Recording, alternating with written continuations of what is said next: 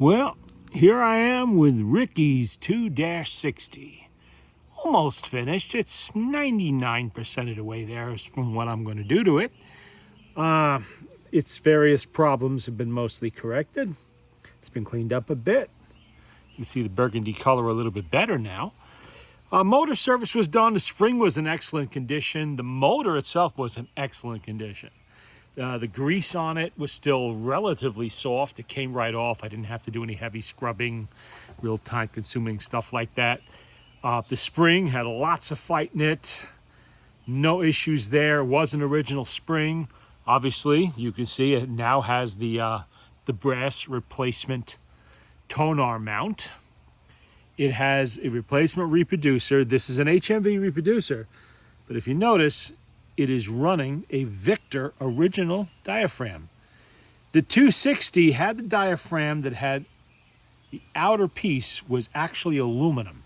It was kind of a meld of both mica and aluminum. And it's still in pretty good shape. But it is original to these machines. It's what they came with. They had that specific type of experimental diaphragm in it. I don't believe they used it anywhere else. Not that the number 4 was really in too widespread a use. Obviously, it would be gold-plated. It is not gold-plated now because HMVs, they were chrome. And the one that was on here was pot metal, of course, and it was in really bad shape. Not much I can do with that. It was badly warped and cracked, so that's a display item only. Did discover a few little things along the way. One is the little well over here. You can see it there. Apparently, there's more than one on these machines, on the 2-60 model. This machine is a later one, towards the end of production in early 1927. This little piece here, I don't know what that, I guess 1926, possibly, or maybe even later than this, I don't know. I suspect this is actually aluminum and not pot metal. And I noticed there was an issue right away when the screw holes didn't line up. And neither does it seem to quite properly fit the hole. I have it kind of set in there now with one screw holding it to just, for the moment, until I find something better, if I ever find something better. But I was kind of surprised that they changed something like that. I don't know why they did that. Didn't notice it when I took this out of the parts machine, because this part was missing entirely on this machine. It was gone. This does not belong here either. That's my regular Victrola. It's supposed to have a gold one in here. I have it. I just don't know what I did with it. I took it out. I think it was even in the last video. And I put it somewhere, and I don't know where I put it. It will turn up. Really, all it is just a lid like this, gold plated or painted or whatever they did. There was no structural damage to it other than the latch, as you can see. The latch has now been replaced. I took the rivets out. There are now screws there, like HMV would have done it with 3 screws instead of these long rivets that went all the way through. I had to grind the heads off and tap them out. Took care of that. This is off the parts machine. So that's okay now.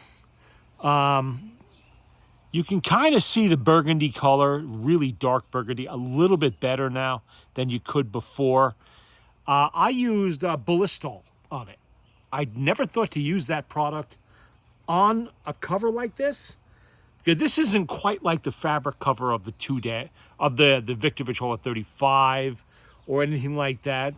This is more almost like a vinyl type. It's not vinyl, but it's kind of like vinyl, like Rexine that HMV would use, and it's padded on top, and I think on the bottom too. Yeah, it's padded on the bottom also.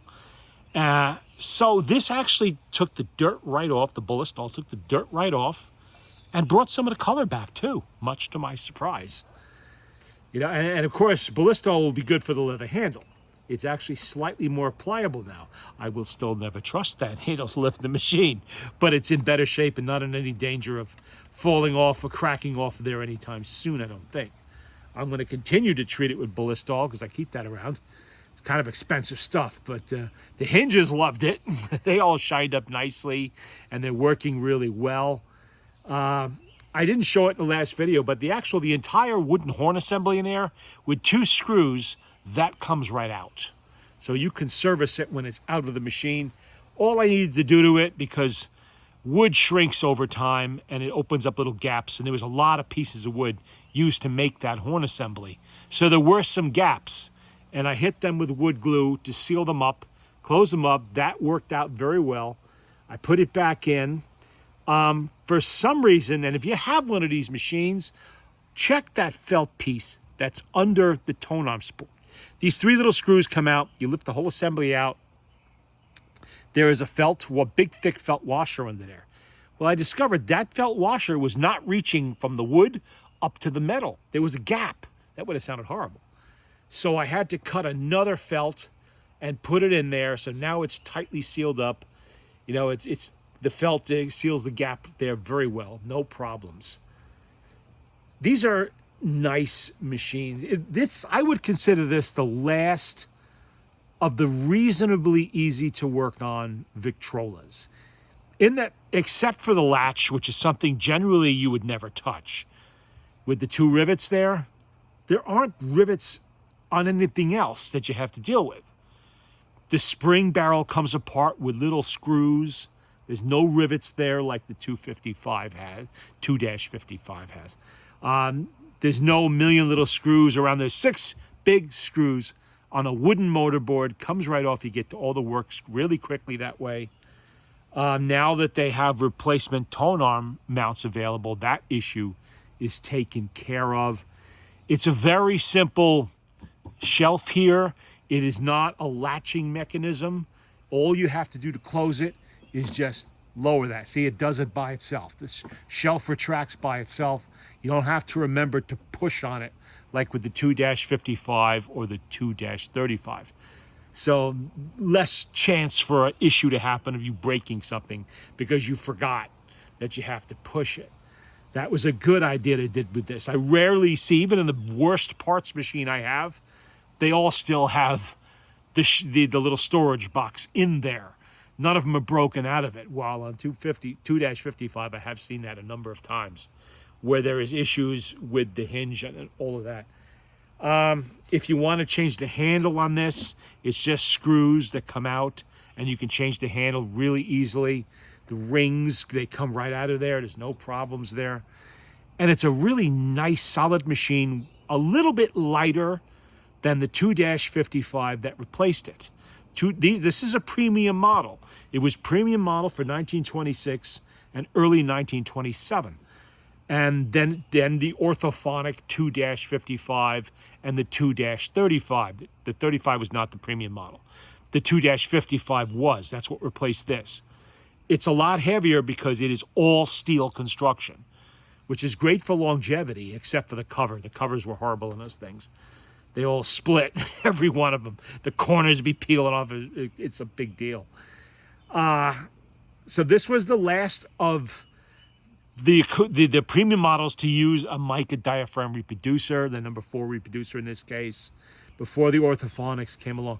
And because it's not steel, even the horn isn't steel, it's a lot easier to carry this around than it is the 2-55 or the original Victrola 50, because this does not use oak in its construction. It's ash. At least I'm pretty sure it's ash.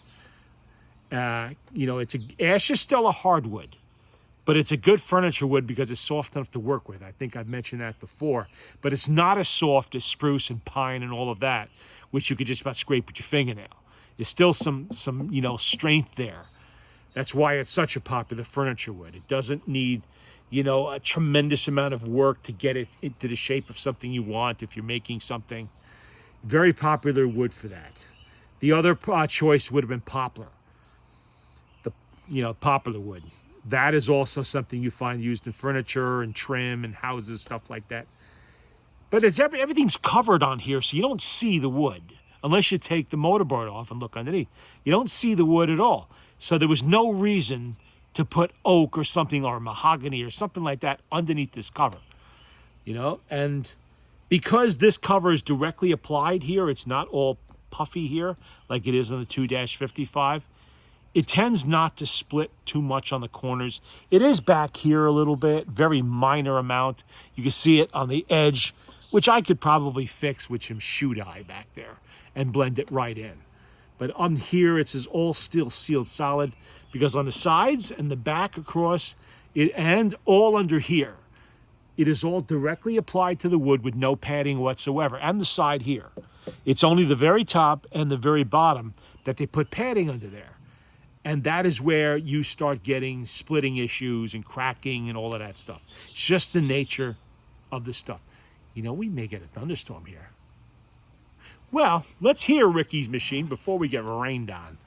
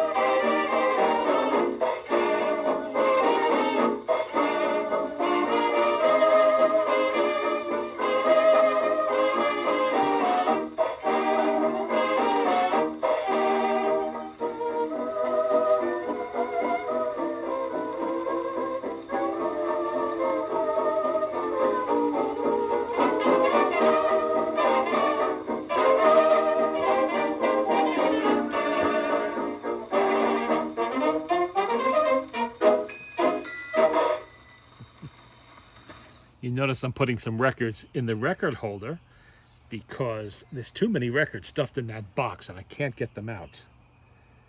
So what I'm going to do, I'm just spreading them out a little bit, and I'll keep a few of these orthophonics in this machine because technically this is the records this would have been made to play.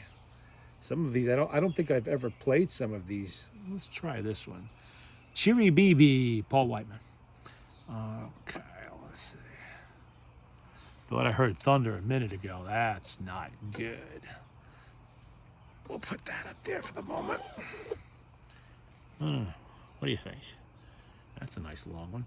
And by the way, I've discovered that when the spring is dead flat, it takes 85 cranks to fully wind it. 85.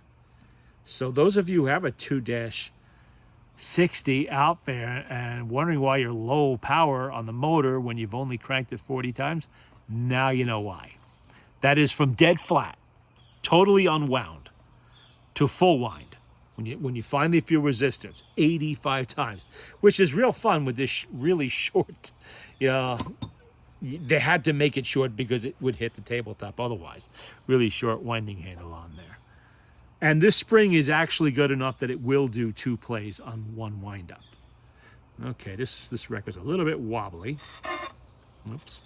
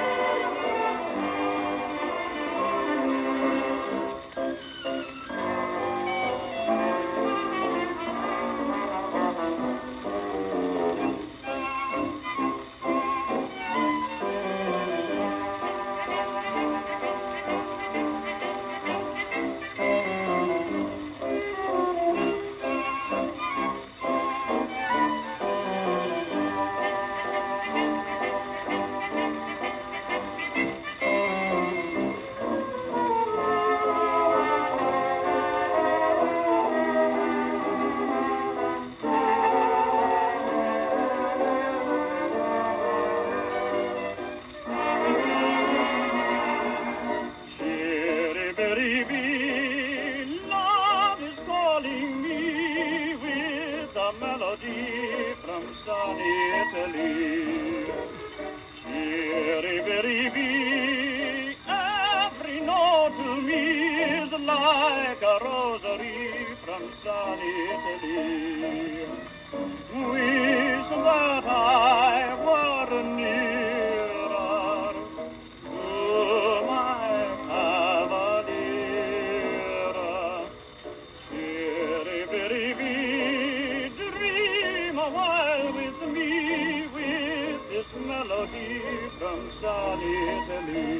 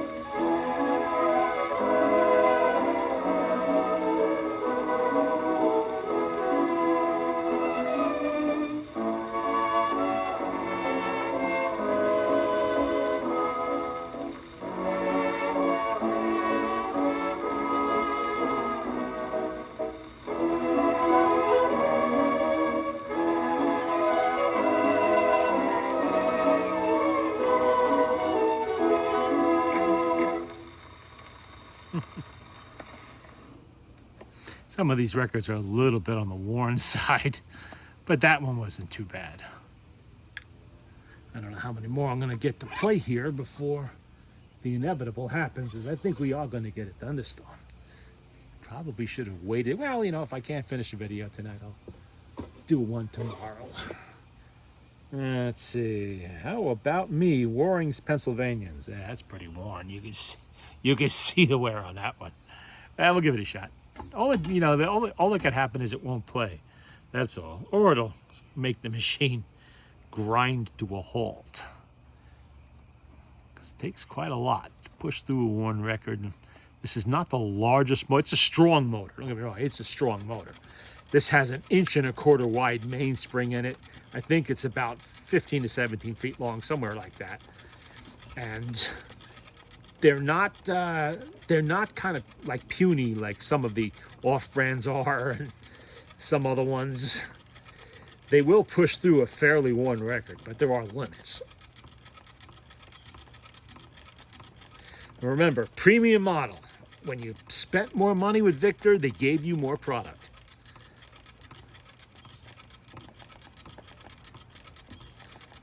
You can see how many times I'm not keeping count here, but this is not even an unwound spring, and I'm still winding the heck out of this. Okay. Another wobbly record.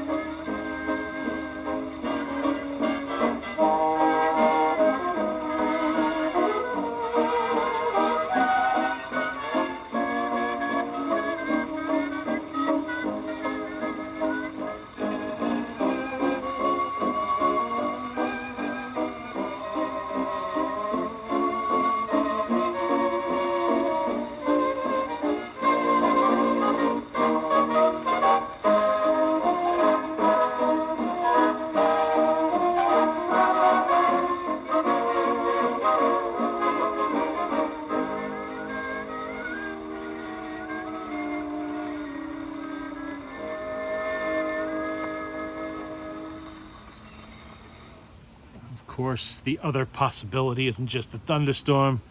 This type of weather, it's been very, very warm and humid today. This type of weather can spawn twisters. And I am a tornado survivor.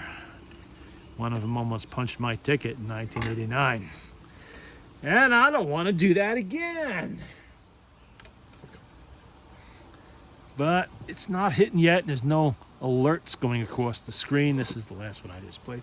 Where is that? I found an electric recording. I wanted to try that on this because I don't think I've ever played it. Well, maybe I have. I don't remember if I played an electric recording on one of these. There we go. It's a Decca. That'll be like 1940, 41, something like that. And who is it? Too Much Imagination, Al Donahue and his orchestra. On the Decca record label. I don't really have that many Decca records, strangely enough, and most of the ones I have are not in very good shape. This one looks fairly clean. Hopefully it is, but you really can't tell, obviously, what's going on down in the grooves till you play it. It could look clean, and in fact it isn't.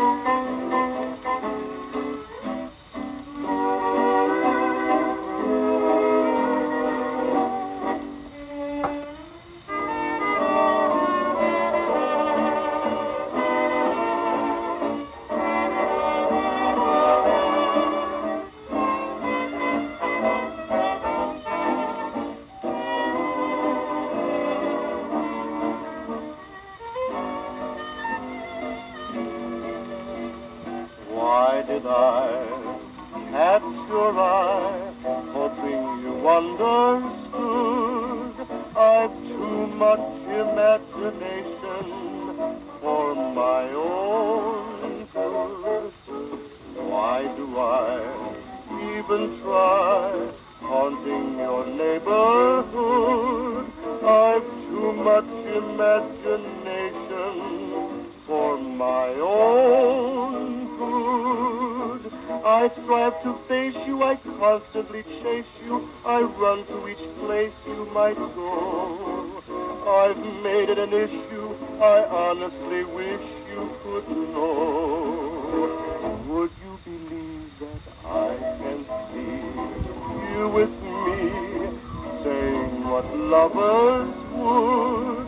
I've too much imagination for my own good.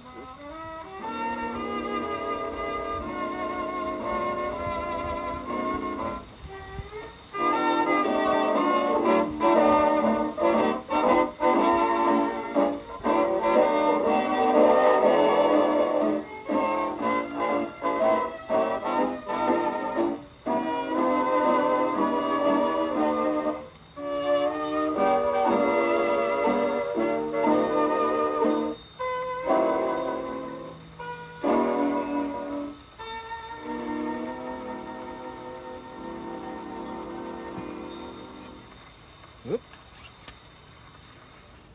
Oh, it didn't play too badly. It's kind of a slow song, but I don't know. Why are so many of these all scratched up and nasty looking? What is going on here? Oh no, this one too. Yes, sir. That's my baby. Let's see if this one will play. That's the name of the song, by the way. Yes, sir, that's my baby. No, sir, I don't think maybe. All right. Let's slip those back. I'll have to straighten this out tomorrow because I'm not going to screw around with it tonight. Okay. And I don't think we need to keep this late record in here. That's a little too new for this machine. But yes, sir, that's my baby. Hopefully that one plays. So far, the bad weather is holding off. I haven't heard any rumbling yet, but that's liable to start happening soon, I think. Maybe it'll pass us by or hit later tonight.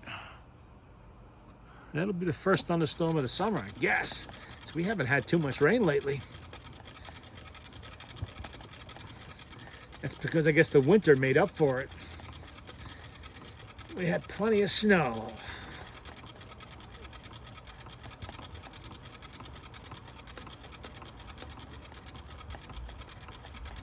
What was that?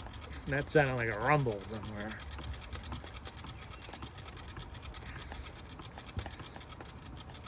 The minute I see lightning, it's bug out time. What the heck is this? Tree stuff. Another wobbly record.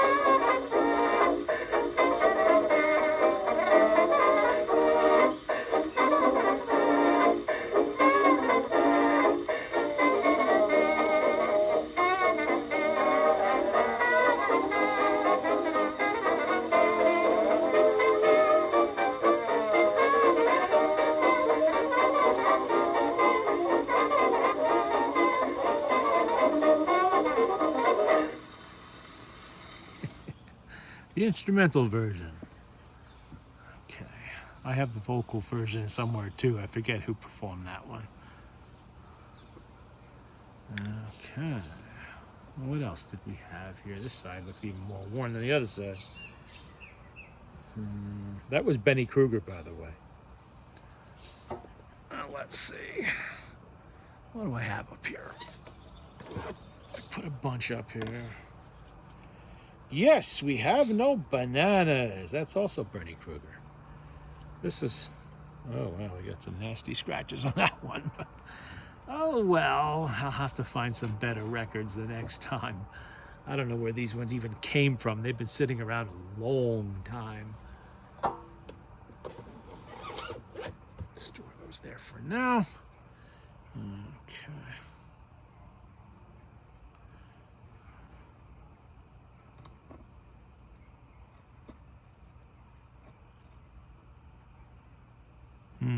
It got awful still all of a sudden. Not a good sign.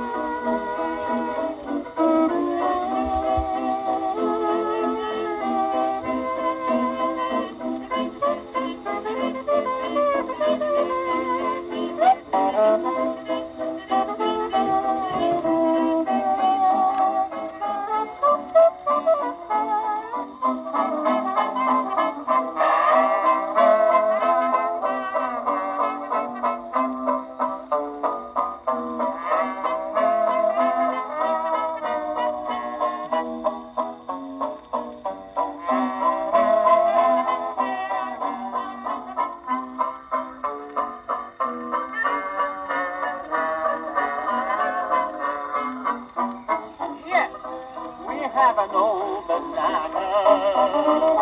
We have an old banana today. With string beans and onions, cabbages and scallions and all kinds of fruit and say. We have an old-fashioned tomato and a Long Island potato. But yes, we have an old banana. We have an old banana today.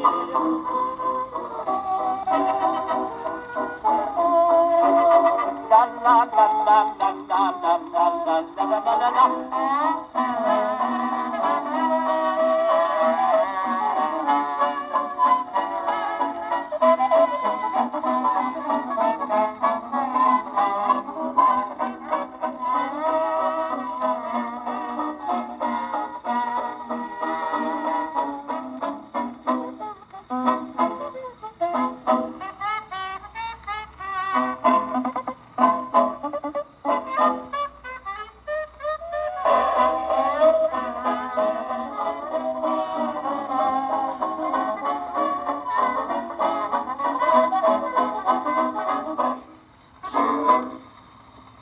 Sorry if the camera is jumping around a little bit, but something flashed across the screen a second ago about severe weather warnings. So it is time to call this to a halt, and I will revisit this machine maybe tomorrow, depends on the weather. How many we got in there? 1, 2, 3, 4, 5, 6. Got 8. I think it would hold 10. Looks like it. Okay, that'll be it for now for Ricky's 2-60.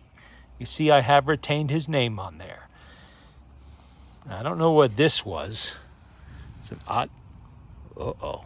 Yeah, that doesn't sound good at all.